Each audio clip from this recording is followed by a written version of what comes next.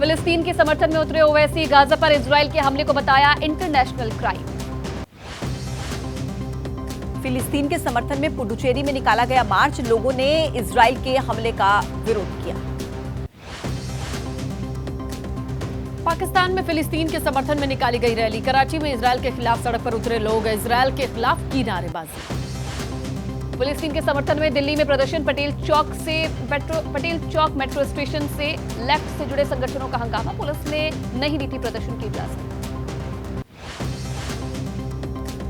Global maritime India summit 2023 के तीसरे संस्करण का आज पीएम मोदी करेंगे उद्घाटन। 17 से 19 अक्टूबर तक मुंबई के MMRDA मैदान में होगा शिखर सम्मेलन। 20 अक्टूबर को यूपी के गाजियाबाद जाएंगे पीएम मोदी, रैपिड रेल के पहले फेज का उद्घाटन करेंगे प्रधानमंत्री। साहिबाबाद स्टेशन से करेंगे रैपिड रेल की शुरुआत।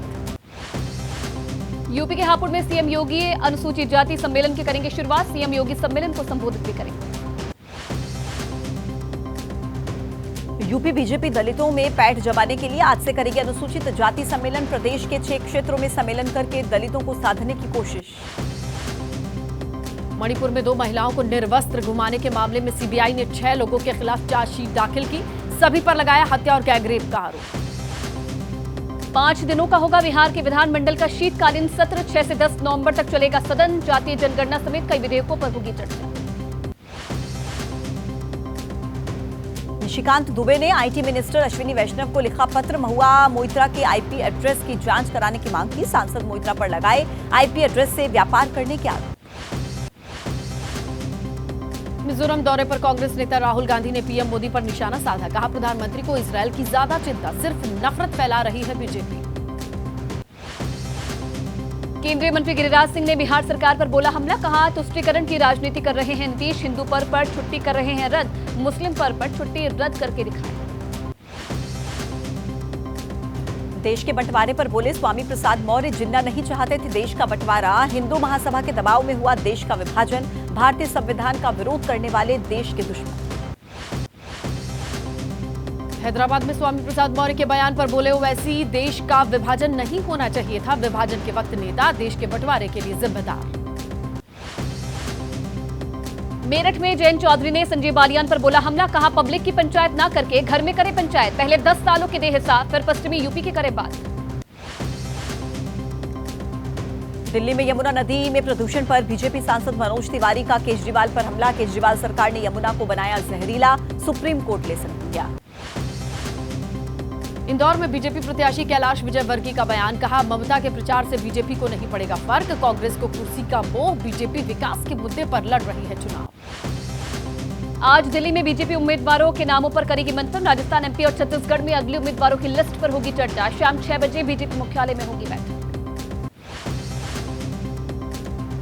मिजोरम के चुनावी दौरे पर कांग्रेस के नेता राहुल गांधी सुबह 10 बजे आइजोल क्लब में करेंगे प्रेस कॉन्फ्रेंस, लुंगलेई में कार्यकर्ताओं के साथ करेंगे बैठक।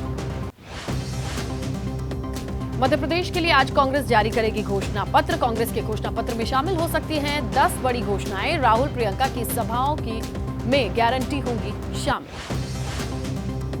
एमपी बीजेपी अध्यक्ष बीडी शर्मा ने कांग्रेस के उम्मीदवारों की लिस्ट पर बोला हमला, कहा परिवारवाद और अपराधियों से भरी है कांग्रेस की लिस्ट, जनता अपराधियों को नकारती। हैदराबाद में राजनाथ सिंह ने केसीआर पर हमला बोला, कहा कि तेलंगाना सरकार में केसीआर के परिवार का रहता है दखल, तेलंगाना में हुआ सत्ता का दुरुपयोग और भ्रष्टाचार। छत्तीसगढ़ के राजनांदगांव से रमन सिंह ने किया नामांकन, बोले मुझे पूरी उम्मीद है कि छत्तीसगढ़ में इस बार बनेगी बीजेपी की सरकार। छत्तीसगढ़ के राजनांदगांव में गरजे अमित शाह, कहा बीजेपी की सरकार में हुआ प्रदेश का विकास, कांग्रेस ने छत्तीसगढ़ को बीमारू राज्य बनाया, 5 साल का हिसाब दे भूपेश सरकार। केंद्रीय गृह मंत्री अमित शाह ने कोलकाता में दुर्गा पंडाल का उद्घाटन किया, ममता सरकार पर हमला बोला, कहा कि मां दुर्गा से प्रार्थना करूंगा कि बंगाल से भ्रष्टाचार और अत्याचार खत्म हो। यूपी के कन्नौज में एसपी के राष्ट्रीय महासचिव शिवपाल यादव का बयान, कहा कि देवरिया हत्याकांड में जाति भेदभाव से हो रही है कार्रवाई, सीएम को पीड़ित परिवार से मिलना चाहिए।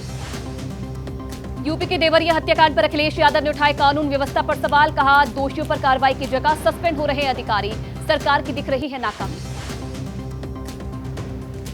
जयपुर में पूर्वी राजस्थान नहर परियोजना पर बीजेपी सांसद राज्यवर्धन राठौर का बयान। नहर परियोजना तैयार होने के बाद भी 5 साल बैठी रही कांग्रेस, अब ओपीएस की कर रही है बात।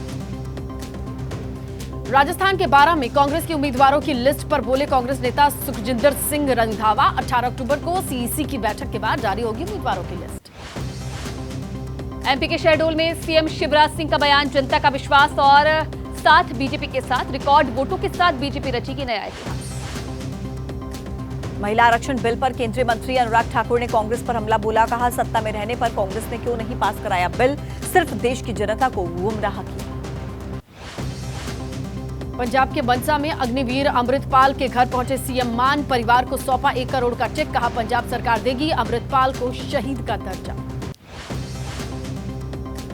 दिल्ली बीजेपी की अनूठी पहल। नवरात्रि के मौके पर मलिन बस्तियों में कन्या पूजन के बाद कन्याओं को दिए गए कपड़े। बीजेपी को गिफ्ट के तौर पर मिले पटकों से बनी है पोशाक। दुबई पहुंचे उत्तराखंड के मुख्यमंत्री पुष्कर सिंह धामी। इन्वेस्टर समिट में शामिल होंगे सीएम। ग्लोबल इन्वेस्टर समिट में निवेश जुटाने के लिए यूएई दौरा।